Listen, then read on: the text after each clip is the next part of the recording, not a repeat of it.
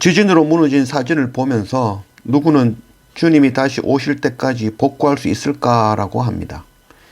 그런데 이 말에는 주님 다시 오실 때가 곧 되었으니 복구하지 않아도 된다라는 그런 의미 같이 들립니다. 그러나 우리는 내일 당장 주님이 오신다 하더라도 오늘 해야 되는 우리의 일들을 하면 되는 것입니다. 이 속이는 자들의 특징 가운데 하나가 바로 주님 다시 오실 그 때와 시간에 집중한다는 것입니다. 그래서 주님 임하실 때가 되었다 하며 동원에 집중하고 앞으로의 계획과 순서대로 차근차근 해야 되는 그런 일들을 그만두게 합니다. 시간이 없다 하고 여기기 때문에 복음을 전하는 일도 아주 거칠고 무리하게 진행하여서 여러 마찰을 일으키기도 합니다.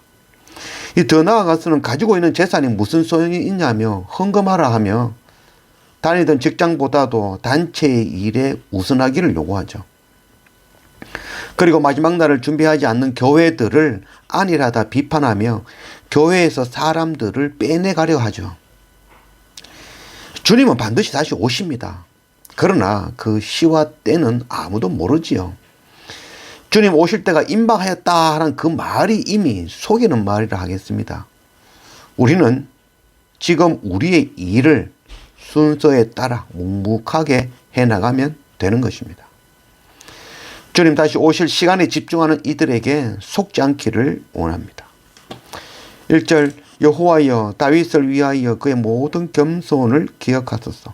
그가 여호와께 맹세하며 야곱의 전능자에게 서원하기를 내가 내 장막 집에 들어가지 아니하며 내 침상에 오르지 아니하고 내 눈으로 잠들게 하지 아니하며 내 눈꺼풀로 졸게 하지 아니하기를 여호와의 처소 곧 야곱의 전능자의 성막을 발견하기까지 하리라 하였나이다.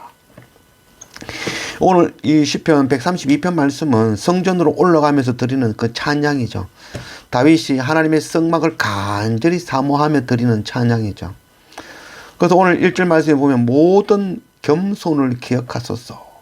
다윗의 그 겸손함을 기억해 주십시오라고 이야기하죠.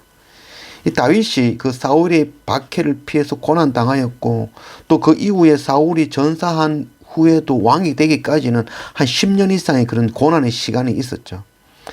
그 가운데 이 다윗이 왕이 되고 가장 먼저 한 일이 바로 하나님의 법궤를 시온 성에 모셔오는 그 일을 먼저 하였죠.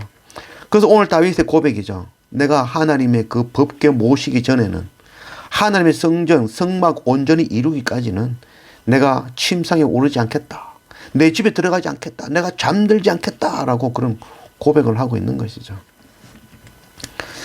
우리 안에 이런 고백이 있기를 원합니다. 정말 하나님의 나라와 하나님의 의를 이루며 전하고 선교하여 하나님의 교회가 풍성하게 될 때까지 그때까지 우리가 잠들지 않겠다. 우리가 우리의 손에 그 일할 것들을 놓지 않겠다 고백하며 날마다 예배하고 말씀으로 나아갈 줄 아는 그런 우리가 되어지길 원합니다.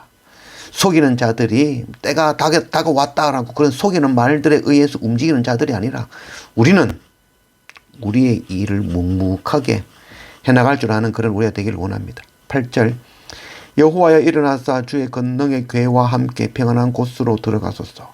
주의 제사장들은 의의 옷을 입고 주의 성도들은 즐거이 외칠지어다. 성전으로 올라가며 찬양합니다. 하나님 일어나 주십시오. 그리고 권능의 궤 그렇게 언약궤죠. 그 궤와 함께 성막에 좌정해 주십시오. 임해 주십시오. 그리고 하나님의 법궤를 옮기는 그 주의 제사장들이 의의 옷을 입혀주시고 그것을 통하여 주의 성도들이 기뻐 찬양할 수 있게 해 주십시오. 우리가 이런 간절한 기도를 드릴 줄 아는 그런 우리가 되기를 원합니다. 정말 열방에 나아가서 주의 복음을 전하고 그 복음 듣고 주께로 나아가서 그곳에 하나님의 임재가 임해 주시고 하나님을 찬양하게 해 주십시오.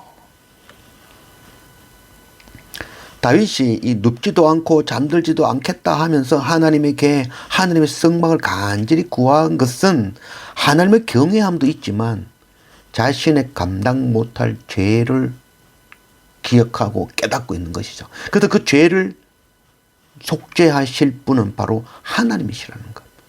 그것 알기 때문에 더 하나님의 성전을 사모하는 것이죠. 바로 그 성전, 하나님의 궤는 바로 예수 그리스도를 예표하는 것이죠. 그래서 주님의 그 사유하심의 은혜, 죄사하심의 속죄하심의 은혜가 아니고는 결코 우리는 구원함을 얻을 수 없는 것이죠. 그래서 더욱더 우리는 성전 되시는 주님을 간절히 구하는 것이죠. 그래서 날마다 말씀과 예배로 하나님의 성전, 하나님의 성막, 하나님의 임재를 간절히 구하는 그런 우리가 되기를 원합니다. 15절, 내가 이 성의 식료품을 풍족히 복을 주고 떡으로 그 빈민을 만족하게 하리로다. 내가 그 제사장들에게 구원의 옷을 입히리니 그 성도들은 즐거이 외칠리로다. 그 15절에 16절 내가 하는 바로 하나님의 약속입니다. 하나님께서 주시는 말씀이죠. 내가 떡으로 빈민을 만족하게 할 것이다. 제사장의 구원의 옷을 입히겠다. 내가 하나님 나의 성도들을 즐거이 외치게 하겠다라고 하나님께서 약속해 주신 것이죠. 그래서 이 약속의 말씀과 같이 하나님께서는 행해 주신 것이죠. 바로 바로 십자가 예수 그리스도의 살과 피를 의미하는 것이죠.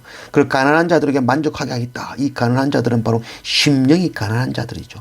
자기 죄를 깨닫고 옷을 찢듯이 자기의 심령을 찢으며 하나님의 은혜를 간절히 구하며 나아오는 자들, 그들을 만족하게 하겠다라고 하나님께서 약속해 주시는 것이죠. 또 내가 제사장들의 구원의 옷을 입히며 그것을 통하여 성도들의 죄를 안고 주님 앞에 나아가 하나님께 속죄함을 구하는 제사장으로 세우겠다. 그것을 통하여 속죄함을 받은 성도들이 즐거이 하나님을 찬양하게 하겠다. 하나님께서는 십자가 예수 그리스도 하나님의 어린 양을 이 땅에 보내심으로써 이 약속의 말씀을 이루어 주신 것이죠. 그래서 우리가 바로 이 약속의 말씀에 힘입어 바로 십자가 예수 그리스도 그 보혈의 은혜를 통하여 우리가 풍족하게 배부르며 구원의 은혜를 누리게 되어진 것이죠. 그래서 우리가 이 은혜를 누렸으니 당연히 우리는 이 은혜를 우리 형제들에게 열방에 전하는 자들이 되어져야 되는 것이죠. 그래서 이 하나님의 말씀, 하나님의 이 복음의 생명을 나누고 전하여 하나님의 교회가 풍성하게 되어지도록, 그래서 우리 안에 하나님의 나라와 하나님의 의를 이루며 전하고 선교하여 온전한 교회를 이루내는 그날까지 우리가 잠들지 않겠다 고백하며 날마다 예배하며 깨어 기도하며 복음 들고 열방에 나아갈 줄 아는 그런 우리 모두가 되어지기를 원합니다.